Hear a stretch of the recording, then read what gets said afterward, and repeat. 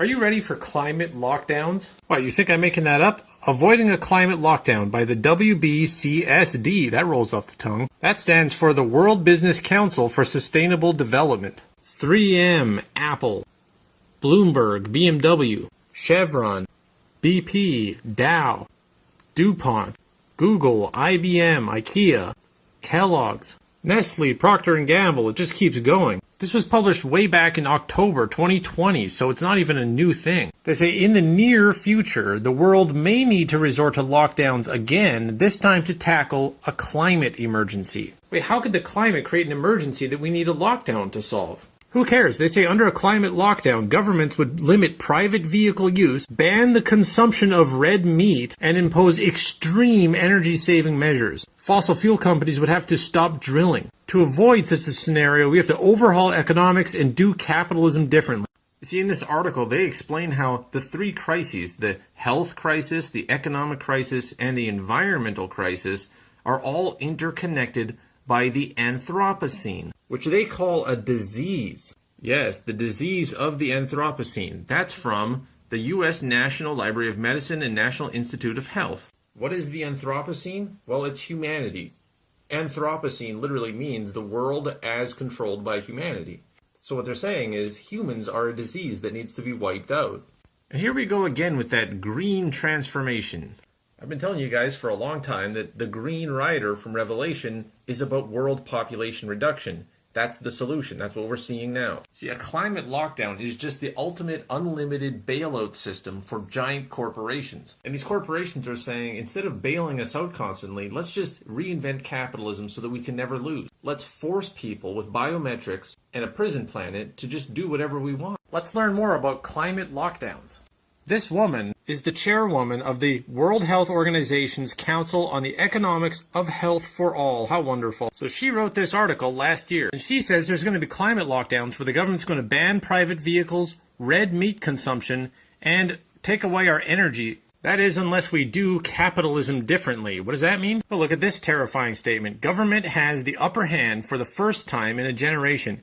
It must seize the moment. Yes, she linked to her own article that she wrote for The Guardian. She basically criticizes small government and says the government needs to control as much as they can. And then speaking of bailouts, she says conditions can be attached to make sure that bailouts are structured in a way that transform the sectors they're saving so that they become part of the new economy. Which one? One that is focused on the Green New Deal. And in the article on climate lockdowns, she also says there needs to be a green transformation of the economy. But this is much worse than just communism, because the secret heart of the green movement is population reduction.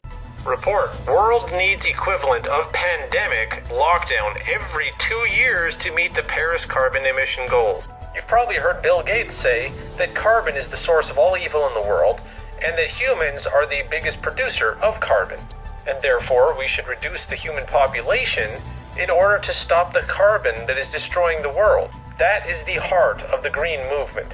And yes, they are considering climate lockdowns just to destroy capitalism, destroy the free market, destroy your ability to spend your money on what you want to spend it on, so that all the businesses are about to fail, and then in order to get bailouts, they have to do what the World Health Organization and the climate experts want them to do, which is going to involve a little bit of genocide.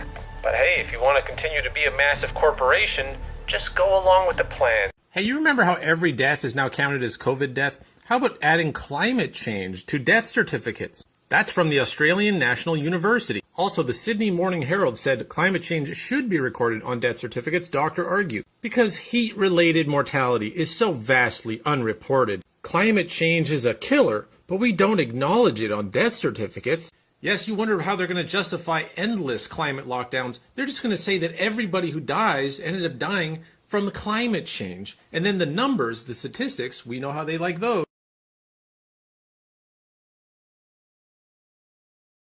are going to be in the billions, as everybody who dies is going to be somehow related to climate change. Food shortages when they create the famine, malnutrition because of the famine. Even regular sickness is because your immune system was weakened because you couldn't eat the proper food because of climate change. And that's never mind all the actual floods, storms, natural disasters, bushfires, volcano eruptions, anything they want to lump in there.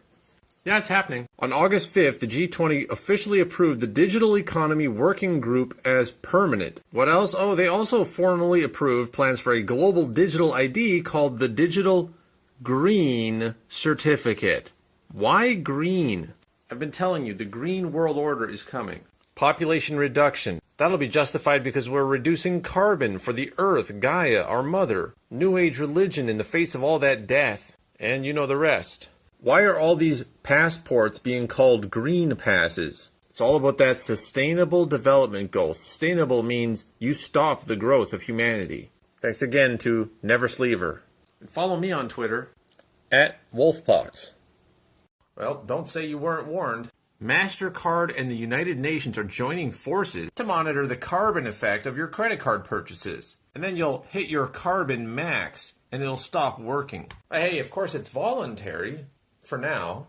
The new credit card is called Doconomy. And on the back of the card, it's going to say, I am taking responsibility for every transaction I make to help protect the planet. This is a social credit score, and it's a proof of concept. The Doconomy CO2 credit card website claims it is the largest initiative ever taken by a bank in educating its users on the impact of consumption. They say themselves they want to set a global standard for carbon calculations. That's the key. Once they have their numbers in place, then they can give every single purchase you make a score and punish you directly. This is what China does. And of course, this will only be enforced on you and me and any businesses that don't go along with their scheme. And banks are going to enforce it.